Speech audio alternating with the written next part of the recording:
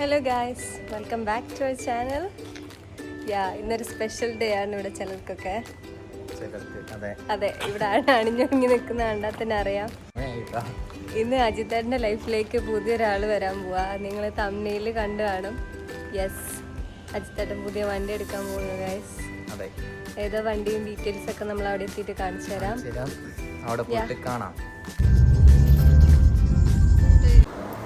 Finally നമ്മൾ എടപ്പള്ളിയിലെ ഷോറൂമിൽ എത്തിയിട്ടുണ്ട്. നമ്മൾ ഓൾറെഡി വിളിച്ച് പറഞ്ഞിട്ടുണ്ടായിരുന്നു, ആ ഒരു വണ്ടിയൊക്കെ റെഡിയാക്കി വെച്ചിട്ടുണ്ടോ എന്ന് നമുക്ക് അകത്ത് പോയി നോക്കാം.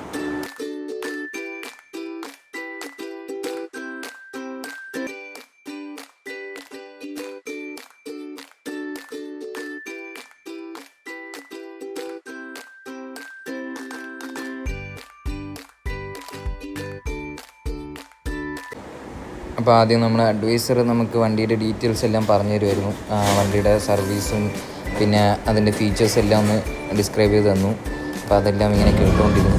അപ്പോൾ വണ്ടിയുടെ പ്രൊസീജിയർ എല്ലാം കഴിഞ്ഞ് പേപ്പറെല്ലാം കിട്ടി. ഇനി വണ്ടി റിവീൽ ചെയ്യണം. അതിനെ സെറ്റ് ചെയ്യുന്നുണ്ട്. സെറ്റ് ചെയ്തിട്ട് റിവീൽ ചെയ്തിട്ട് നാട്ടിപ്പൊക്കെ എന്താ പൊട്ടിക്കണം പറഞ്ഞു. അതൊക്കെ പൊട്ടിച്ചിട്ട് നോക്കിയിട്ട് വണ്ടി എടുക്കുക. ഹെൽമെറ്റൊക്കെ തന്നു. ഒരു ഹെൽമെറ്റ് തരുമ്പോൾ ഞാൻ തന്നെ ചോദിച്ചു കിട്ടിയില്ല.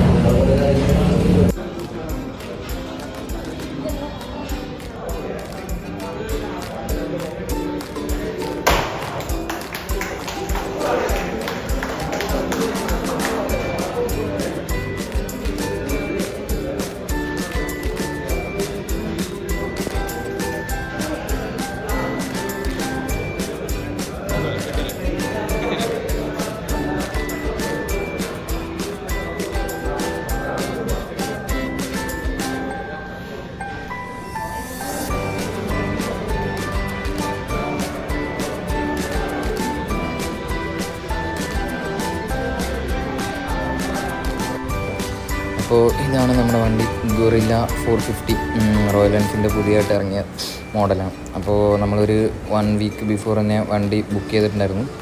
സോ കളറ് സെലക്ട് ചെയ്ത് ഗോൾഡ് ഡിപ്പ്, അതാണ് നമ്മൾ നോക്കിയിട്ട് കുറച്ചും കൂടെ ഇഷ്ടപ്പെട്ടത്.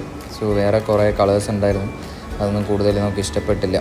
സോ ഇതൊരു ഹിമാലയൻ്റെ സെയിം എഞ്ചിനിൽ വരുന്ന ഒരു മോഡലാണ്. പിന്നെ ഇതിൽ നമ്മളൊരു എക്സ്ട്രാ ഫിറ്റിംഗ് ആയിട്ട് എഞ്ചിൻ കാർഡ് മാത്രമേ ഫിറ്റ് ചെയ്തിട്ടുള്ളൂ. പിന്നെ നമ്മൾ അഡ്വൈസർ വണ്ടിയുടെ ഡീറ്റെയിൽസ് എല്ലാം നമുക്ക് ഇങ്ങനെ പറഞ്ഞു തരുമായിരുന്നു. അപ്പോൾ കുറേ ഫീച്ചേഴ്സ് ഇതിൻ്റെ അകത്ത് പുതിയത് വന്നിട്ടുണ്ട്. അതെല്ലാം ഒന്ന് ആൾ 1 by 1 നമുക്ക് എക്സ്പ്ലെയിൻ ചെയ്ത് തന്നു.